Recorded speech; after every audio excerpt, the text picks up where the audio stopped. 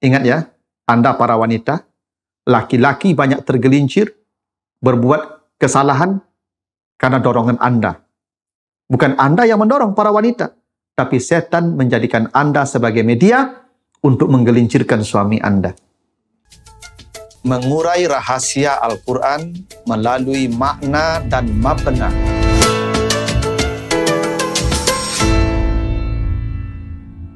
Assalamualaikum warahmatullahi wabarakatuh. Alhamdulillahil ahadis samad, lam yalid wa lam yulad wa lam yakul lahu kufuwan ahad. Allahumma salli ala Muhammad afsahi mannatika biddat wa alihi wa ashabihi ila yaumil wa'ad, amma ba'd. Para pemirsa program Makna dan Mabna yang dimuliakan Allah. Kali ini kita akan bahas makna pesan di balik kisah Nabi Adam diusir dari sorga, yang kita akan bahas surat Taha mulai ayat 115 sampai 121. Sebelumnya kita sudah bahas bahwa ketika Nabi Adam di sorga bersama istri Hawa, maka Allah ingatkan Adam, makanlah, nikmatilah semua yang ada di sorga sesuka hatimu. Jangan kau dekati ini pohon, dan kalau kamu dekati, kamu jadi orang yang zalim. Artinya saya usir. Itu peringatan Allah. Tapi kemudian setan mewas-was, maka akhirnya Nabi Adam melakukan pelanggaran terhadap aturan Allah. Apa yang terjadi kemudian? Coba perhatikan. Di surat Taha 117. Fakulna ya Adam, inna haza aduwwun laka wa li zaujika, fala yukhrijannakuma minal jannati fatasqa. Kata Allah, Adam, ini maksudnya setan, musuhmu dan istrimu.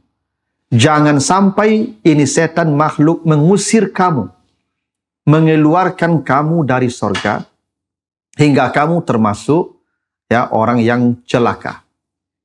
Jadi kata Allah, ini makhluk nih, maksudnya setan, musuhmu dan istrimu. Jangan sampai dia mengeluarkan kamu berdua dari sorga. Ketika Allah mengingatkan, jangan kamu terusir dari sorga, maka kata terusir itu diungkapkan dalam bentuk musanna. Musanna itu artinya dua. Kata Allah, fala yukhrijannakuma. Kuma itu berdua ya. Jangan sampai ini makhluk, musuhmu ini, mengeluarkan kamu berdua. Kamu berdua di situ. Yukhrijannakuma. Berdua ya. Kuma itu berdua artinya. Musanna. Tapi ketika Nabi Adam terusir dari sorga, dia tercampak dari sorga, lalu dia sampai di dunia, lalu di bumi dia akan menderita payah susah, maka kata payah dan susah itu diungkapkan dalam bentuk mufrad, namanya tunggal, fatasqa. Coba perhatikan ya. Ketika Allah ingatkan jangan kalian terusir, maka dua, fala yukhrijannakuma. Ketika terusir sampai di bumi engkau akan payah, maka kata payah dan menderita diarahkan hanya kepada Adam seorang, fatasqa. Harusnya fatasqaya. Walaupun di situ ada tanda ya, tanda mat yang mungkin mengindikasikan juga kepada dua, tapi harusnya secara struktur kata menderita berdua itu bahasa Arabnya tasqaya. Tapi Allah tidak menggunakan kata tasqaya, tapi tasqa. Kenapa begitu? Karena ketika seseorang melakukan kesalahan bersama pasangannya, maka yang dihukum hanyalah suaminya. Istrinya tidak. Kenapa? Karena kesalahan istri itu karena suami. Maka kesalahan istri dibebankan kepada suami. Itulah rahasianya kenapa dosa istri akan dibebankan kepada suami. Itu kenapa, perhatikan, Al-Baqarah ayat 27. Ya, di surah Al-Baqarah ayat 37.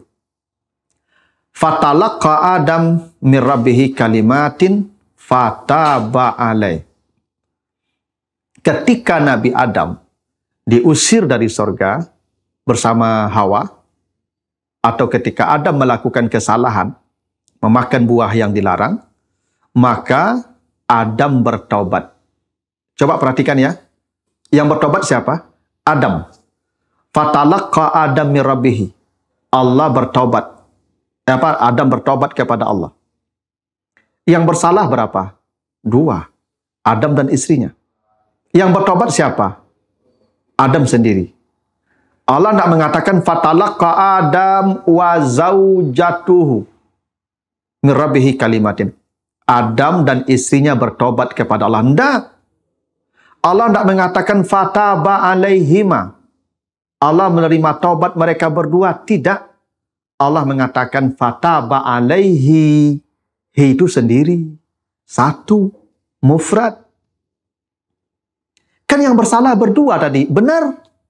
Kenapa yang bertobat sendiri? Karena dosa istri adalah dosa suami. Jadi dosa si istri akan ditanggungkan pada si suaminya.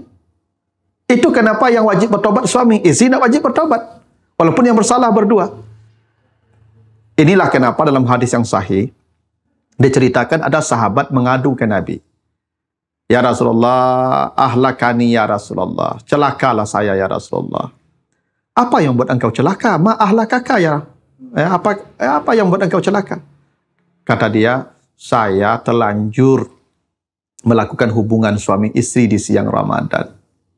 Maka kata Nabi, engkau wajib memerdekakan budak. Engkau wajib memerdekakan budak. Bukan engkau dan istrimu. Engkau.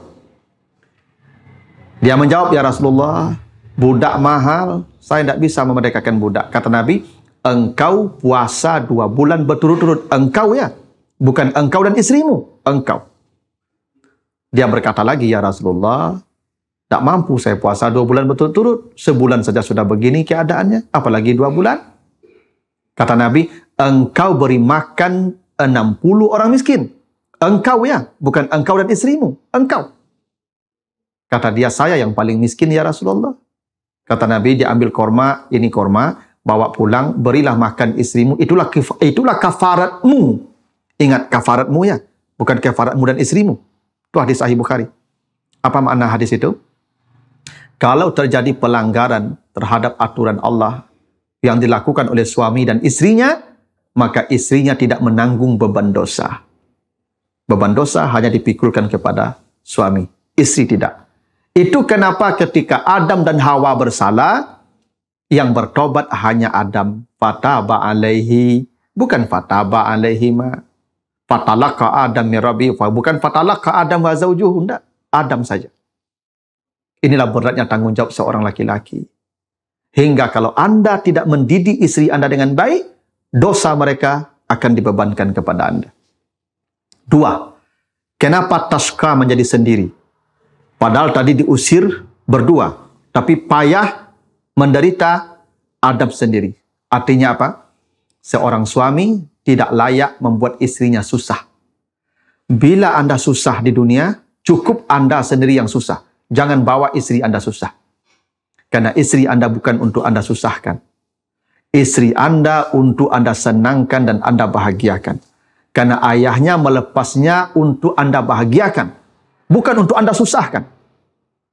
Kalau istri Anda susahkan, bapaknya tidak akan memberikannya kepada Anda. Itu kenapa susah hanya untuk Adam. Bukan untuk mereka berdua. Adam dan istrinya. Susah hanya untuk Adam saja. Tidak untuk Adam dan istrinya. Anda kalau payah di dunia, cukup Anda yang merasakannya. Wahai para suami. Jangan ajak istri Anda bersusah dengan Anda. Biarkan dia senang. Tugas Anda menyenangkan dia, membahagiakan dia. Kesusahan Anda untuk membahagiakan dia. Begitu hebatnya pesan Allah. Bahwa seorang suami, tugasnya menyenangkan istrinya dan tidak layak membawa atau mengikut sertakan kesusahan kepada istrinya. Ada hal yang menarik lagi di rangkaian ayat ini. Ketika Nabi Adam sendiri di ayat yang ke-120, Syaitan itu menggoda Adam dengan kalimat fawaswasa ilaihi. Fawaswasa ilaihi ya, pakai ilah. Waswas ilah. Tapi coba perhatikan nanti surat Al-A'raf ayat 20. Ketika Adam dan istrinya, maka dikatakan fawaswasa lahuma, pakai la ya. Bukan ilaihima. Ketika Adam sendiri, maka waswas syaitan, waswas ilaihi. Ilah ya, preposisinya ilah. Ketika Nabi Adam bersama istrinya, maka berubah dari ilah menjadi la. Waswas lahuma. Kenapa begitu? Karena ada perbedaan makna. Ilah itu maknanya ghayah, ada jarak yang jauh. Li itu maknanya milik, dekat, hampir. Ketika Nabi Adam sendiri, setan dalam jarak yang jauh. Ketika Nabi Adam dengan istrinya, setan dalam jarak yang dekat. Apa maknanya itu? Setan, kalau kita punya istri, maka dia akan menggunakan istri kita sebagai media untuk menggelincirkan kita. Makanya ketika Nabi Adam sendiri tidak ada istrinya, setan jauh-jauh, tidak berani dekat. Tapi ketika ada istrinya, setan dekat.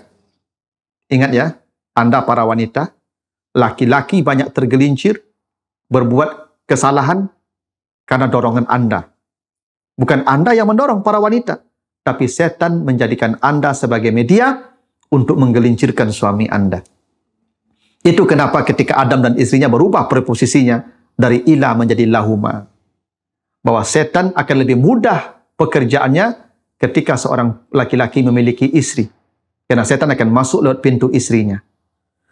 Ingat, Anda para perempuan, betapa banyak laki-laki baik harus berbuat salah karena dorongan Anda yang setan menggunakan Anda sebagai media untuk menggelincirkan suami Anda. Begitu. Maka berhati-hatilah. Memang dosa Anda kami pikul, tapi ingat, Anda para istri, para wanita, tolong jangan jadi media setan untuk menggelincirkan kami. Begitulah kira-kira pesannya. Mudah-mudahan ada manfaatnya, lebih kurang mohon maaf.